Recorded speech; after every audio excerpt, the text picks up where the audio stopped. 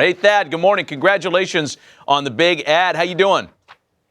I'm doing terrific. Thanks for having me on, guys. Well, we appreciate the time. And, a lot of us we're starting to just wrap our heads around this lineup that you put together. 300 homers a year ago, and then you put Josh Donaldson in the middle of it for 2020. The prospects for a fun summer in the Twin Cities are very real. Well, if I learned nothing from working for John Hart for a couple of years, is if in doubt, go get another bat. And that was one of our mantras this offseason. We were very committed this offseason, and we had tremendous support from ownership to try to pursue some of the best players in the free agent market.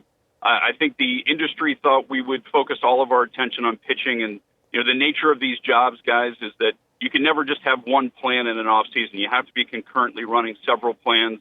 Josh Donaldson, in our minds, was one of the best free agent position players out there. He brings a tremendous glove, an awesome bat, and a clubhouse presence that we think is going to have a huge impact on our young core of players. His commitment and urgency to win, coupled with the fact that we don't see it as a coincidence that 7 of the last 8 seasons he's played in the postseason, and that's spanned 3 different franchises. So we believe he has the ability to genuinely just elevate our whole crew, and that's why we pursued him. That's good stuff, no doubt about it. Thad, he had a lot of suitors, too, other clubs interested in Josh. Yeah. How did this come about for you? When did this start, and when did you finally know that you landed him? I think we won the evening gown portion of the competition, is my sense of it. I think when you're pursuing a player of this magnitude, it's almost reassuring when you find out that the other suitors are all playoff contending teams. It really reaffirms in your mind that you're getting a championship caliber player. And I think this is like a tribute to where we are as a franchise now. I think we've heard from free agents in the past that they do enjoy playing in Minnesota. They love the city. They like the fans. They like the travel of the American League Central. But what we heard from Josh now was that he also thinks we have a chance to win in the playoffs. And I think that's the ultimate selling tool you can have for a player. The best marketing tool is the prospect of winning. And I think the fact that he chose us when he had such a great group of suitors suggests that maybe the Minnesota Twins are ready to strike and do something pretty special here. I'm sure you've had examples like this in your baseball career, whether it was in Texas or in L.A., but specific to Donaldson. So you sign a guy who's going to be there long-term for big money. Does every third baseman in your system then request a trade out of your clutches? Because there's a roadblock there at that spot now. That's a great question. I can answer this with the most immediate person who was impacted. We did talk to Miguel Sano before we made this deal, and one thing I should reveal about Josh Donaldson, that Rocco Baldelli and I got a chance to speak to him on the phone for about close to 2 hours prior to the signing when we were recruiting him, and the first question he asked us was, how would this impact Miguel Sano? And I think he just had such a respect for what Miguel Sano means to this franchise and all the hard work he's put in to put himself in a position to be an everyday third baseman. So that really meant a lot to us. And then when we spoke to Miguel himself, he just answered very succinctly. He said, hey, I'm all about winning. As long as you tell me I'm still in the lineup, you can play me anywhere in the field. And I think that's just the sentiment our team has right now. That's the attitude they have. It's a win-first group.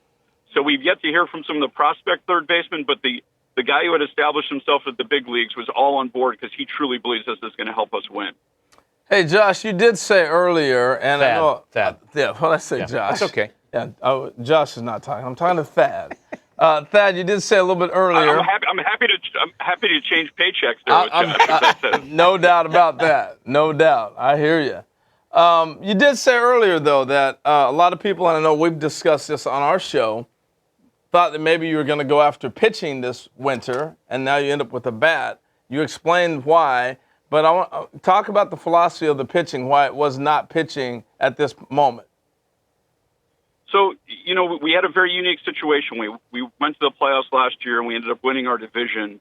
And then we had 4 of our 5 starting pitchers matriculate to free agency, and that's pretty unique. I'm not sure I've ever been on a team where you lose 4/5 of your rotation in one off season. So while I think the public headlines are that we didn't really go after pitching, we did, in fact, re-sign Jake Odorizzi, Michael Pineda. We went out and signed Homer Bailey and Rich Hill, and then we added to our bullpen with Sergio Romo and Tyler Clippard. So when the dust settles and all those guys are healthy and pitching for us, we will have added 6 of what will be our 13-man pitching staff through free agency this offseason. So I do think we feel as if we did address our needs on the pitching side. I think we were linked to some of the more storied and elite pitchers in the free agent market. We didn't necessarily land any of those guys, but I think we definitely feel as if we filled all the needs we had, and we're going to return a very strong pitching staff to go with what we think has a chance to be a really dynamic offensive crew. You know, the last 2 or 3 years, you guys have really turned this thing around, put this whole machine together. Looking back 3 years ago, are you on track? You feel good where you're at? Because, you know, obviously you won 101 games last year, and you had to add a new manager, and a lot of different things have happened. But do you feel good where you're at with what you've done over 3 years? You know, I think the nature of this job is you never can be satisfied. You never want to be complacent and say you've reached a finish line. That being said, you know, I've been blessed to work for a lot of great franchises. Been blessed to work for franchises that have played in the postseason, even made it to the World Series. I'd never been part of a team that won over 100 games, and that is something pretty special that took place last year. And I tried to remind some of the younger guys in the office, the game doesn't afford you the chance in the middle of the season really to catch your breath and really enjoy what you're watching, but try to do that here because we're en route to doing something that none of us is entitled to do for the rest of our careers, which is win 100 games and win a division and play in the playoffs. So I do think concurrently we've got to be very happy with where this team is right now. Probably a little bit ahead of schedule, quite frankly, but you got to react to those sorts of things. And I think that's why we pursued guys like Donaldson this offseason, because for a franchise like us, we're not going to be able to make too many investments at this level. So we've got to make sure we're very clear on the right who and also the right when. And I think the team's performance last year really accelerated our vision of that this was the right when. And then it was pretty easy to define Josh Donaldson as the right who. Boy, your club's going to be fun to watch again this year, Thad. So we really appreciate the time, the phone call today, and we look forward to seeing you down at Fort Myers in a few short weeks. Thanks again. Guys, thanks for having me on.